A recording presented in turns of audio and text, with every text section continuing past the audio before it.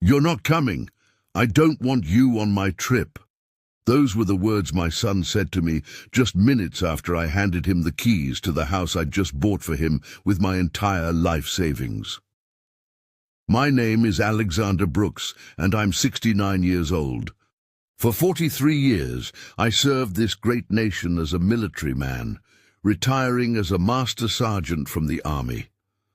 I've lived in Philadelphia my entire life, in the same modest row house on South Street where I raised my son Michael after his mother passed away from cancer when he was just 12. The morning air in South Philadelphia carried that familiar mix of coffee brewing from Tony's Corner Deli and the distant hum of traffic on Broad Street. I sat in my worn leather recliner, the same one I'd had for 20 years, staring at the bank receipt in my trembling hands, $185,000, my entire retirement fund, gone in one signature. But let me start from the beginning, because this story isn't just about money. It's about love, sacrifice, and the painful realization that sometimes the people we love the most can hurt us the deepest. Michael is 34 years old now, and for the past 15 years, I've watched him drift from job to job, relationship to relationship, always with his hand extended toward me. "Dad, I need help with rent. Dad, my car broke down. Dad, I'm behind on my credit cards." Each request came with promises of change, of responsibility, of making me proud. 3 months ago, he came to me with tears in his eyes, something I hadn't seen since he was a boy. He sat across from me at my small kitchen table, the same, one where we'd eaten countless dinners together after his mother died. "Dad," he said, his voice breaking, "Sarah's pregnant. We want to get married, but we need a place to live, a real home for our family." My heart swelled with hope. Finally, I thought, finally Michael was ready to settle down, to become the man I'd always believed he could be. Sarah seemed like a good girl. Quiet, respectful, from a decent family in Center City. Maybe she would be the one to help him find his way.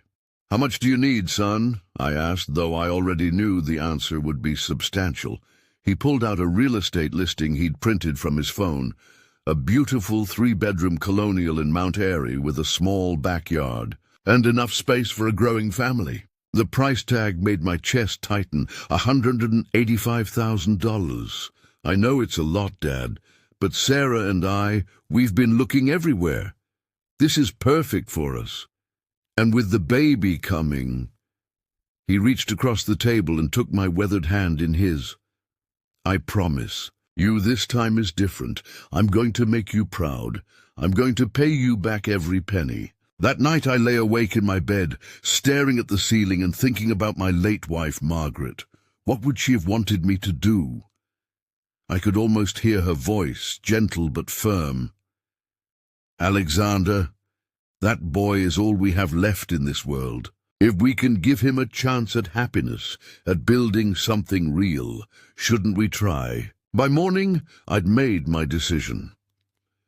Before I continue with what happened next, if this story is resonating with you, please take a moment to hit that like button and subscribe to our channel. It really helps us bring you more real, heartfelt stories, like this one. And please, leave a comment telling us what city you're listening from.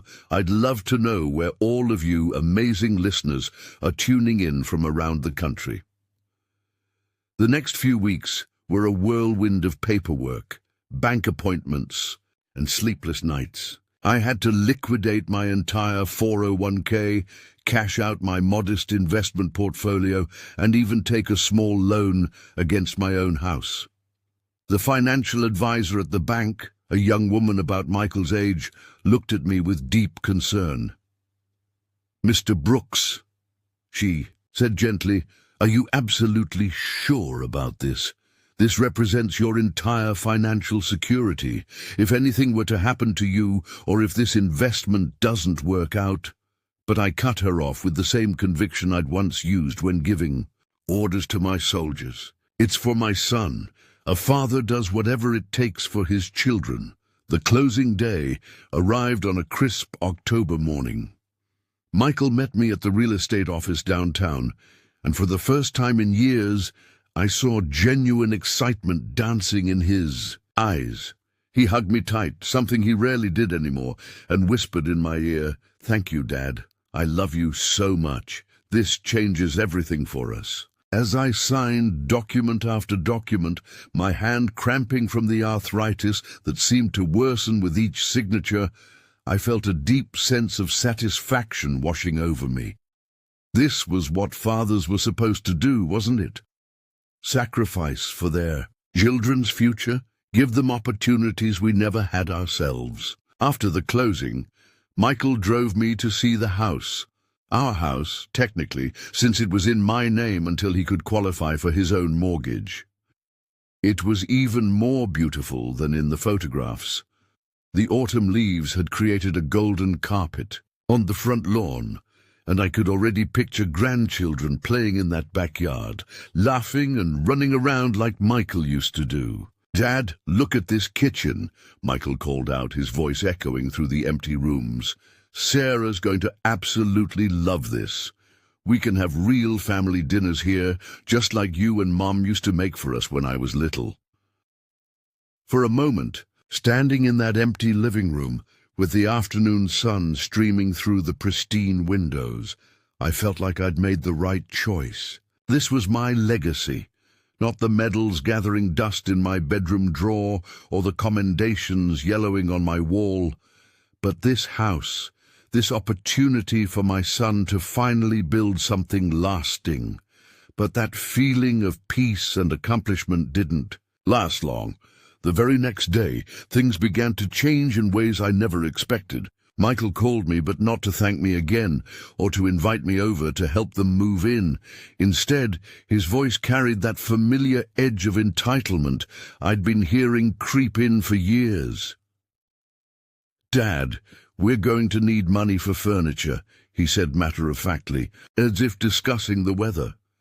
"The house is completely empty, and Sarah's already 8 months along. We can't have a baby coming home to sleep on the floor." My stomach dropped like a stone. "Michael, son, I gave you everything I had for that house. I'm completely tapped out." There was a long, uncomfortable pause, then a sound I'd heard too many times before. His frustrated, exasperated sigh. "Come on, Dad. You've got your military. Pension coming in, your Social Security. You don't need much money living in that old place by yourself. We're talking about your grandchild here." That night I found myself doing something I hadn't done since Margaret died 15 years ago. I drove to her grave at Laurel Hill Cemetery. I sat on the cold ground next to her weathered headstone and talked to her like she was still with me, still there to offer guidance when I needed it most.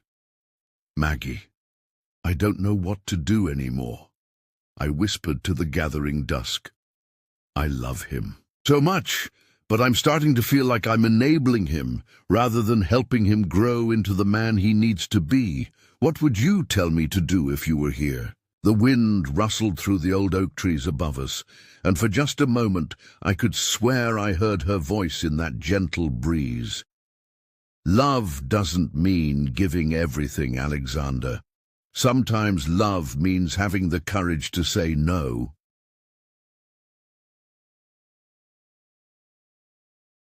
Over the next 2 months, the requests kept coming like waves against the shore, each one a little bigger than the last. First, it was the furniture. $8,000 for a living room set, bedroom furniture, and a complete nursery. Then it was utility deposits, homeowners insurance, property taxes that were higher than expected. Each time, Michael's tone grew more demanding, more entitled, like I owed him these things. "Dad, you knew there would be ongoing expenses when you bought this house," he said, during one particularly difficult phone call that left me shaking. "You can't just buy a house and expect us to live in it for free. That's not how the real world works." I was eating my 3rd can of soup that week. for dinner, trying desperately to stretch my pension until the next month arrived. My own house was literally falling apart around me. The furnace was making strange, frightening noises that kept me awake at night. The roof had developed a serious leak in the upstairs bedroom that I covered with buckets. And I'd been putting off a much-needed doctor's appointment because I couldn't afford the copay. But the breaking point, the moment that changed everything, came the day Michael's son was born. I received the call at 3 a.m. on a bitterly cold December morning. "Dad, it's time. Sarah's in labor at Jefferson Hospital. The baby's coming." Despite everything that had been happening between us, my heart absolutely soared. I was going to be a grandfather. I threw on my clothes and drove through the empty Philadelphia streets, my hands shaking with a mixture of excitement, exhaustion, and pure anticipation. Little James Alexander Brooks, named after me, was the most beautiful baby I'd ever laid eyes on. When the nurse placed him in my arms for the first time, I felt a love so powerful and overwhelming it nearly knocked me over. Here was my legacy, my continuation, the living reason for every sacrifice I'd ever made. "He's absolutely perfect," I whispered, tears streaming freely down my weathered face. "Just absolutely perfect." Michael and Sarah looked tired but genuinely happy, and for a few precious hours we actually felt like a real family again. I stayed at the hospital all day, holding James, changing his tiny diapers, learning how to swaddle him properly. The nurses kept commenting on what a devoted and loving grandfather I was. But as evening approached and visiting hours were ending, Michael pulled me aside in the sterile hospital corridor, his expression suddenly serious. "Dad, we need to talk about something important," he said, his voice taking on that tone I'd learned to dread. "Sarah and I have been discussing our future, and we've decided we want to take a baby moon before life gets too crazy with work and everything." I was confused. "A baby moon? But the baby's already here, son." "No, Dad, it's like a family bonding trip. We found this amazing all-inclusive resort in Myrtle Beach. 3 weeks of pure relaxation and bonding time. It'll be perfect for us to connect as a new family unit."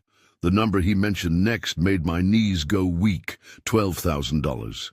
"Son, I can't possibly—" "Dad," he interrupted, and his voice carried a coldness I'd never heard from him before. "You've got the money. You're just being selfish now. This is about your grandson's well-being, about giving him the absolute best start in life possible." That night, I went home to my empty, increasingly cold house and sat alone in the dark, holding the hospital bracelet they'd given me as Grandpa. The weight of the past few months crashed down on me like a building collapsing, and I finally began to see the pattern clearly. I looked around at my modest living room, the same furniture I'd had for decades, the faded photographs of Margaret and young Michael on the mantel, the American flag folded in its perfect triangular case from my military retirement ceremony. This had been enough for me my entire adult life. This had always been more than enough, but apparently it wasn't enough for Michael. Nothing I did would ever be enough. The next morning, I made a decision that felt both terrifying and necessary. I called my old friend Joe Martinez, who'd served with me in Germany back in the 1980s. Joe had always been straight with me, never sugarcoating the truth, even when it hurt. "Joe," I said, my voice barely steady, "I need some honest perspective here. Am I being a good father or am I being a complete fool?" I told him everything. The house, all the money, the endless stream of requests, the beautiful baby, the expensive trip to Myrtle Beach. Joe listened without interrupting once, the way good soldiers do when receiving important intelligence. When I finished my story, there was a long, thoughtful silence on the other end of the line. "Alex," he said finally, his voice gentle but firm, In all our years of military service, what did we learn about the difference between enabling someone and actually supporting them?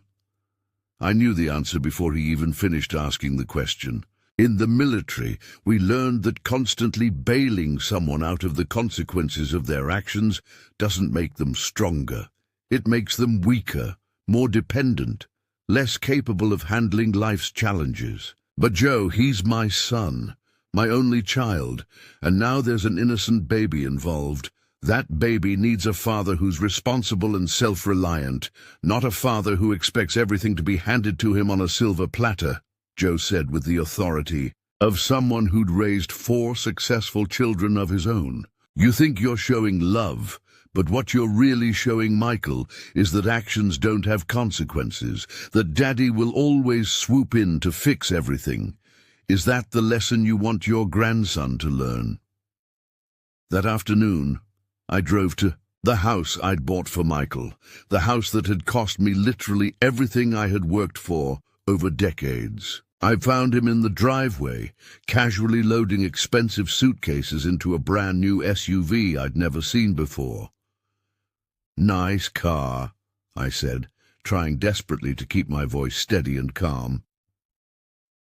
"Yeah, Sarah's dad got it for us as a baby gift," Michael replied, without even looking at me, focused on arranging luggage. "You know, since he actually cares about his daughter's comfort and wants to help us succeed." The words hit me like a physical blow to the chest. Here I was, a 69-year-old man who'd given his son everything he had, being compared unfavorably to another father, being made to feel inadequate and uncaring. "Michael, we really need to talk about this expensive trip you're planning." He finally looked at me and his eyes were cold, distant. "What about it, Dad? The reservation's already made, the bags are packed, Sarah's inside getting the baby ready. Everything's set. Son, I need you to understand something.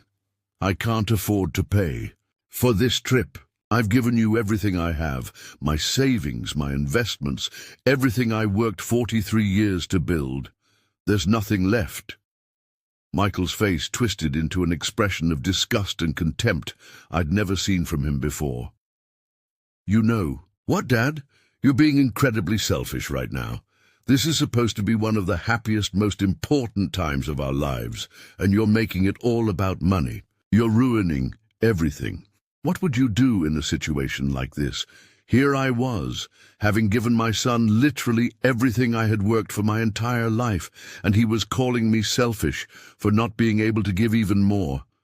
Have you ever faced a moment where your love and generosity were thrown?" I took a deep breath, drawing on the same courage that had carried me through decades of military service, through the devastating loss of my beloved wife, through the challenge of raising a son completely alone. "Michael," I said as calmly as I could manage, "if you're determined to take this expensive trip, then I'd like to come with you. I'd love to spend some quality time with my new grandson." The words that came out of his mouth next will haunt me for the rest of my days on this earth. "You're not coming. I don't want you on my trip," he said, his voice filled with a venom I'd never heard before. "This is for our real family, Sarah, me, and the baby, not for some pathetic old man who can't even afford to properly help his own son."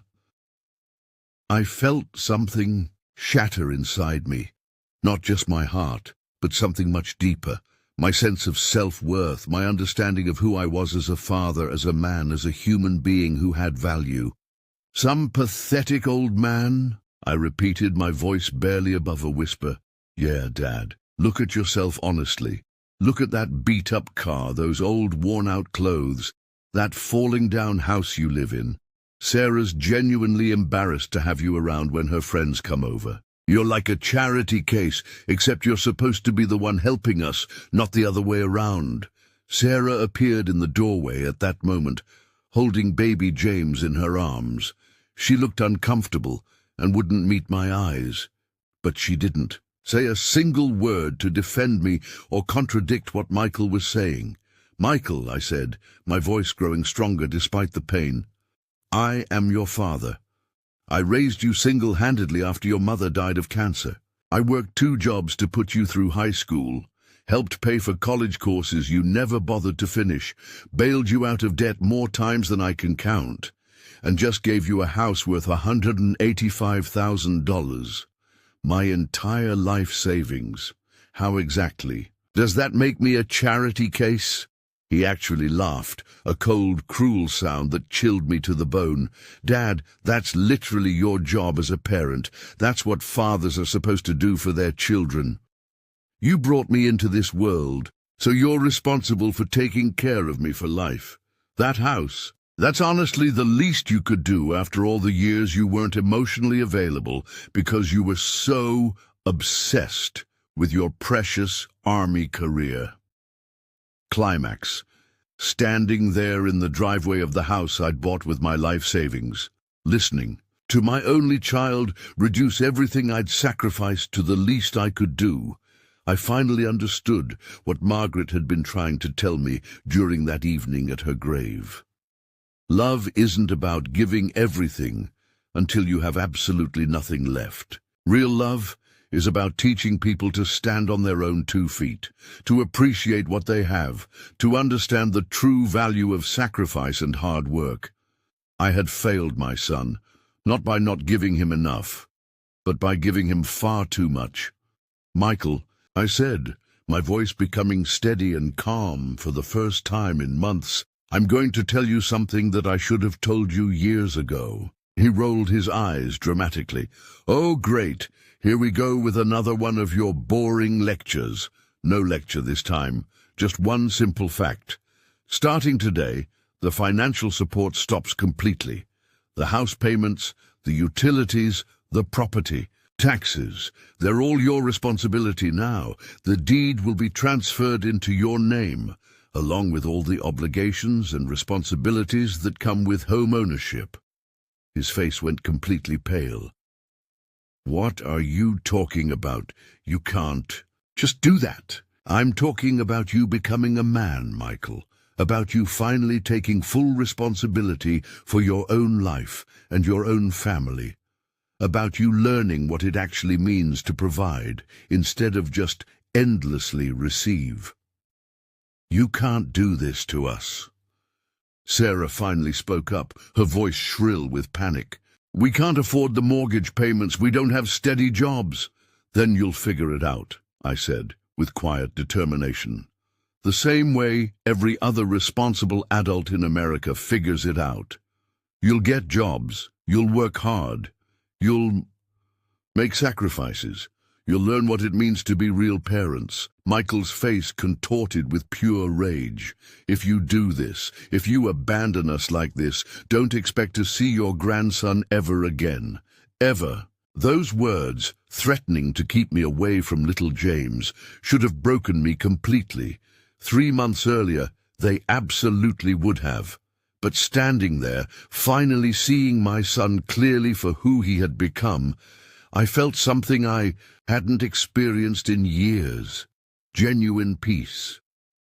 "Michael," I said softly, "if you choose to keep my grandson from me, because I won't continue enabling your entitled, irresponsible behavior, then you'll be teaching him that love is conditional, that family relationships are only about what you can get from people rather than what you can give. Is that really the lesson you want James to learn about life?"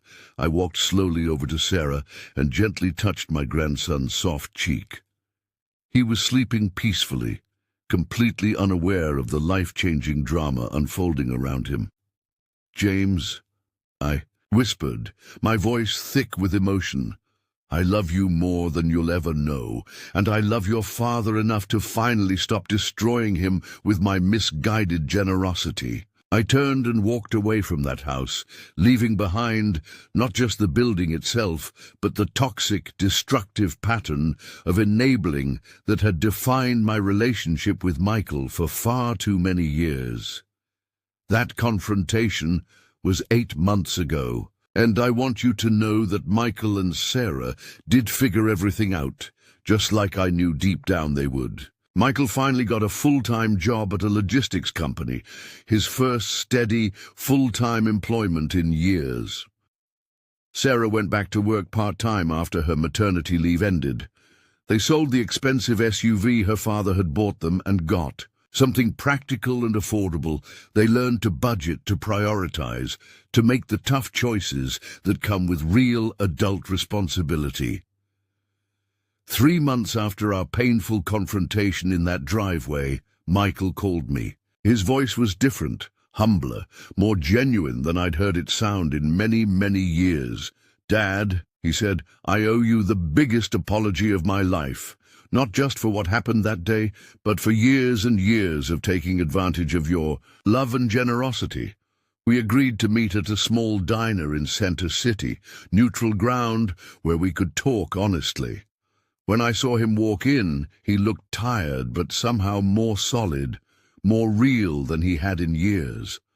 I never truly understood what you went through to provide for me after Mum died," he said, stirring his coffee with hands that shook slightly. "All those jobs you worked, all the sacrifices you made for my comfort, putting my needs before your own every single day. I thought it was your obligation as my father, but it wasn't an obligation at all. It was pure love, and I threw it back. In your face." He paused for a long moment, looking out the window at the busy Philadelphia street where people were hurrying to work, taking care of their responsibilities. "Sarah and I, we're actually making it work now. The house payments are tough, but we're managing them. And you know what, Dad? For the first time in my adult life, I'm genuinely proud of what I'm accomplishing. I'm proud to be providing for my son with my own hard work." Last month, Michael brought James to visit me at my little house. We sat in my living room, the same room where I'd made that agonizing decision to buy him that house, and watched my grandson take his very first steps. "Dad," Michael said, as we watched James toddle around on unsteady legs, "I want him to know his grandfather. Not some enabler who gives him everything he wants, but the real grandfather, the man who served his country with honor, who worked hard for everything he ever had, who loved his family enough to make the difficult, unpopular choices when they needed to be made." If this story has touched your heart in any way, please take a moment to like this video and subscribe to our channel for more real-life stories that matter. And please, share in the comments what city you're listening from. I love hearing from all of you wonderful people across our great nation. To anyone listening who might find themselves in a similar situation, whether you're the parent who gives too much or the adult child who takes too much, please remember this important truth: genuine love sometimes requires making very tough choices. Teaching someone to fish is infinitely harder than just giving them a fish, but it's the only way they'll ever learn to feed themselves and their families. I learned that the greatest gift I could give my son wasn't money or a house or endless financial bailouts. The greatest gift was helping him discover that he was capable of standing on his own 2 feet, of being the strong, responsible man I always knew he could become. Today, Michael calls me at least twice a week, not to ask for money or favors, but simply to tell me about his day, to ask for advice about fatherhood, to let little James babble happily at his grandfather over the phone. We finally have the relationship I always dreamed of, one built on mutual respect and genuine love, not on financial dependence and resentment. Sometimes the hardest part of being a parent is knowing when to let go, when to stop rescuing someone from the consequences of their choices. But sometimes letting go is the most loving, courageous thing you can possibly do. Remember, my friends, that true strength comes not from having everything handed to you on a silver platter, but from learning to handle whatever challenges life presents with grace, dignity, and honest hard work. That's the America I proudly served for 43 years, and that's the America I want my grandson to inherit. Thank you for listening to my story with such patience and kindness. May God bless each and every one of you, and may God